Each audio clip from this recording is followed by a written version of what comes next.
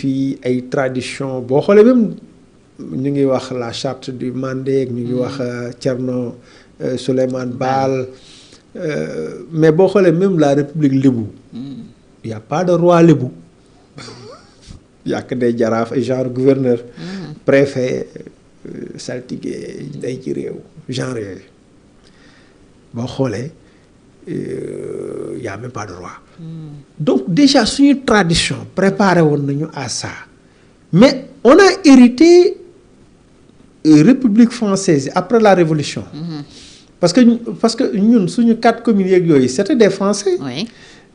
y compris est-ce que li ñu nekkoon capitale AOF kon si moo ñu may dafa joué ok parce que intellectuels yi fi ñu ngi fii la woon piliers yi fii la woon culture boobu d'accord culture politique waxuma culture politique boobu waaw. culture politique boobu dañ ko teel a am ok parce que ñun ñu doon voté avant ñu ngi doon voté avant administration bi aussi bi tubaab bi demee dañ toutes les règles dañ ko fi bàyyi les lois les institutions nit ñi dañoo ñëw rek dugg waaw remplacer tubaab yi ok xam nga waaw. tubaab day jóg noir toog te loolu et yàggul puis c'était une transition douce, progressive waaw professeur d'université yi waaw armée yi généraux yi même gendarmerie toll na temps général bi c'est un français mu génn ab sénégalais door a jël professeur d'université tubaab bi génn Sénégal door a jël progressivement kon ñun dañ fi fekk appareil bi si dañu ñëw rek dugg dañ fay fekk D'accord. appareil bi donc c'est ça l'exception loolu nag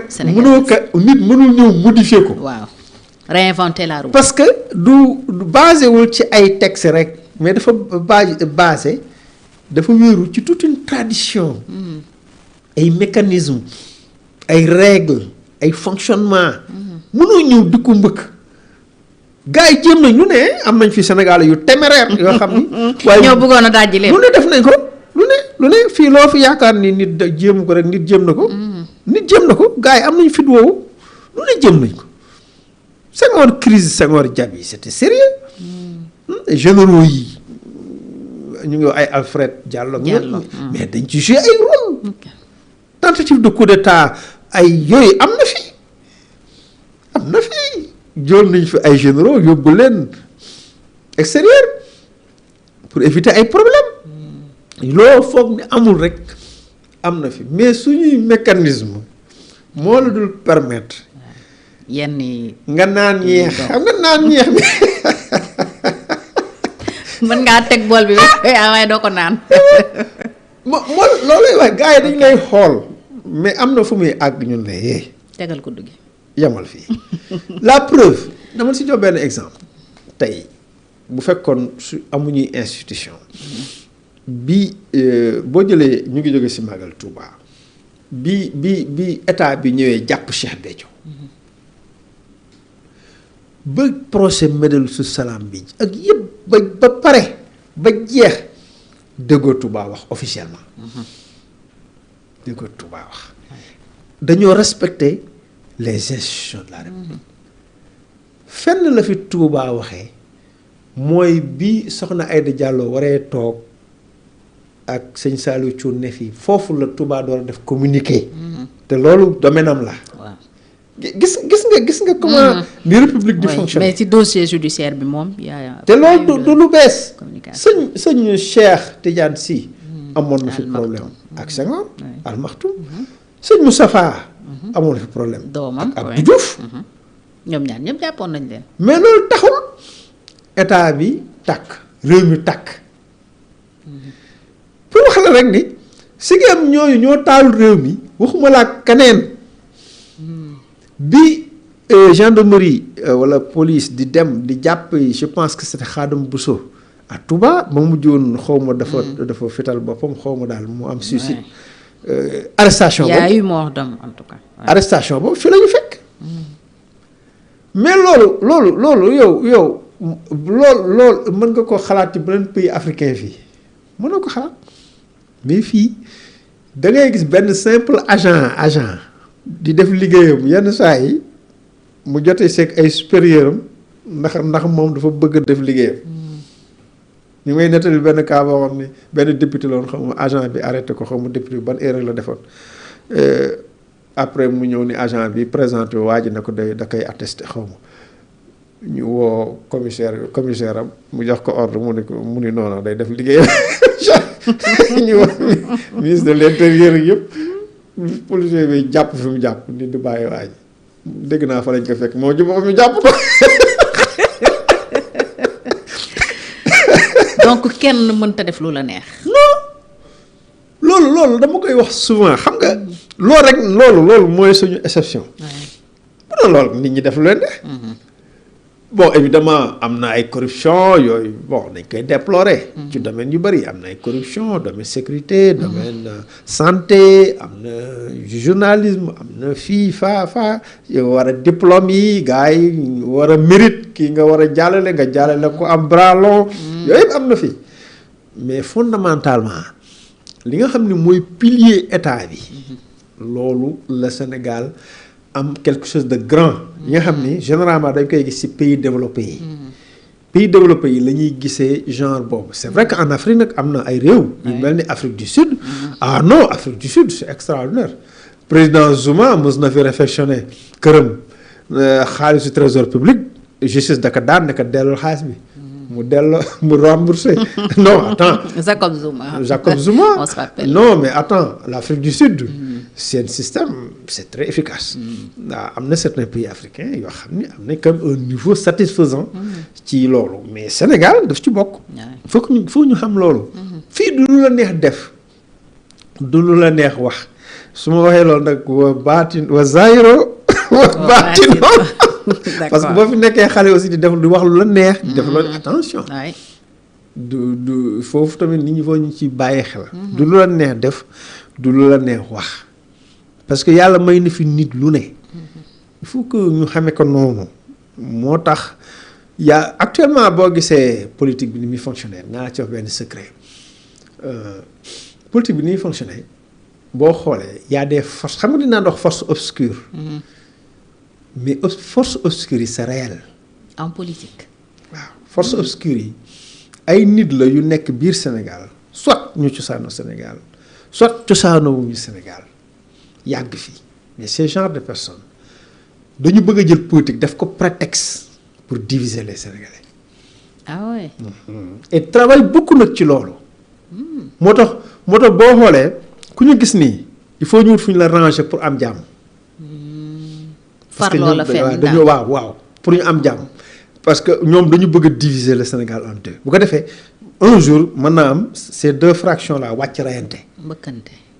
comprendre nga donc suñu ci bàyyiwul xel et là li may wax nii tooguma rek di ko wax j'ai beaucoup réfléchi enquête te man maa ngi ci biir nit ñi partout fu nekk mais je dis encore une fois man ay forces obscures bi ñu ko daa wax non li ñuy wax ni ay forces obscures mooy lan mais j'ai compris maintenant que wallaahi bari na ci koo gis mu naan diw laa faral ak diw laa faral gëmul sax kooku leader boobu xam nga lu ko ci intéressé na Sénégal tàkk. ah ouais. maanaam na tàkk mooy na am problème na Sénégal am problème bi yeneen réew yi am xam nga ñoo xam ne dañ fi nekk yàgg fi. à quelle fin. non moom laa lay expliquer nii dañ fay yàgg nekk fi mais nekkuñu suffisamment sénégalais. donc bëgguñu Sénégal seen xol waaw non mais c'est ça. ok c'est humain peut-être que ils se disent que parce que man dal na ma dans les débats yi ma doon am bi entre 2021 2022 2023 bi ma benn télévision africaine doon invité seeni plateau par Zoom tout ça ma ci bokk ci seeni débat j'étais étonné am naa mbetteel ci le niveau d'intellectuel yi nekkoon ci réew moomu di wax ni l'armée doit prendre le pouvoir au Sénégal pourquoi Sénégal amul coup d'état obsession la si ñoom. te ñooñu dañu iñaane suñu stabilité bi quoi si neexu la. billaay li ma la wax nii wallaay li ma la wax nii xoolal des universitaires des trucs ñooñu laa doon bokkal plateau mais c'est comme si dañ waaye yàlla taalal Sénégal. loolu rek moo jalousie la donc. waaw loolu rek moo desoon c'est-à-dire que toog di ñaan rek moo des. loolu rek moo desoon c'est-à-dire que ñoom pour ñoom. bi yoon moom occasion bi moom duñ ci rëcc waaw duñ ci génn. d'accord 2024 par exemple. waaw ñëpp tiitoon. dañ ni non gars yi bàyyi leen. ñëpp tiitoon c'est-à-dire que bàyyi leen bi yoon moom duñ ci génn c'est-à-dire que dafa mel ni par exemple ñoom li ñuy dund ñoom ñoom dañoo bëgg ñun ñu dund ko. nee nañ picc bu lakk day bëgg morom. waaw comprendre nga léegi nag ci force obscure yooyu am na si ñu ne biir Sénégal di Sénégal isolu fekk ci seen biir xol lëndëm googu moo ci ne. Et je dis encore une fois li may wax nii je l'ai observé sonn ci analyser ko xool ko je préviens les hommes politiques bu leen utiliser pour diviser Sénégalais yi parce que force obscure yooyu ñoom ci homme politique yi la ñuy jaar. bon protection dégg nga li ma la wax même boo dee fonctionnaire wala nga homme de loi wala ngay magistrat wala ngay journaliste den fexe ba ranger la fenn non non yow da ngaa contre diw yow diw nga faral yow fexe maanaam dañuy catégoriser. pour que yow nga bokk fii ñiy bokk fi ko defee un jour comme guerre civile bu amoon États-Unis le nord et le sud. La guerre sécessionniste xam nga guerre amoon États-Unis guerre nord et sud alors que c'est les Américains ñoo reyante seen biir. ñoo dem américain ñoo dem ba reyante seen biir. donc si on ne prend pas garde defuñu attention ci ni ñuy politiquer. suñu bàyyiwul xel bu ñu anticipewul lu mel ni li may wax nii. un jour ñun dañu am problème te ñi ñuy indi problème mooy ñi nekk suñu biir di sénégalais loo. te duñu. te même bu doon football duñu bëgg ñu gagné. yéenewuñ ñu gagné. ils font semblant parce que quand même. il faut le reconnaître Assane. Y a benn dimension boo xam ne tey politique jël na ko. politique yàgg na am ci réew. par exemple j'aime toujours prendre l'exemple de Jean-Paul Diaz sama xarit la sama papa la. et de son fils Barthélémy.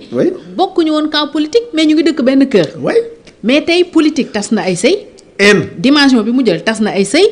dégg nañ fi nit di wax sama frère këram laa dëkk waaye nangam ak nangam jaral na ma génn kër gi nit ak frère am reyante nañ fii xuloo nañ fii ndax politique donc dimension bi mu jël quand même. daaw ko jël ça doit inquiéter. mooy li ma la wax gis nga li ma la wax ni creuser ko. ñi ñu mujjee jàpp. làmm ñu daara tout ça. lu ñu wax lu ñu yéen a jamaay dee AVC. mais daaw ñu àgg foofu. voilà daaw ñu àgg foofu. pourquoi pourtant ñoom li ñuy wax gëm nañ ko seen xol ni kii dafa mérité dee. kii dafa mérité AVC. pourquoi ñu gëm seen xol dem nañ ba un moment donné seen gis-gis muuru bu toll nii jàpp nañ ni adversaire pour ñoom du adversaire ennemi la. yéen comprendre nga. kuy waxee noonu sa moroom moom itam bokk fële di waxee noonu contre sa leader. mais haine boobu mooy mujj un jour bu ñu def attention mu wàcc ci mbedd bi. les sociologues ont du travail alors. les gens ñu ngi ci. war nañu analyser ce phénomène. si ñu ngi cultiver haine.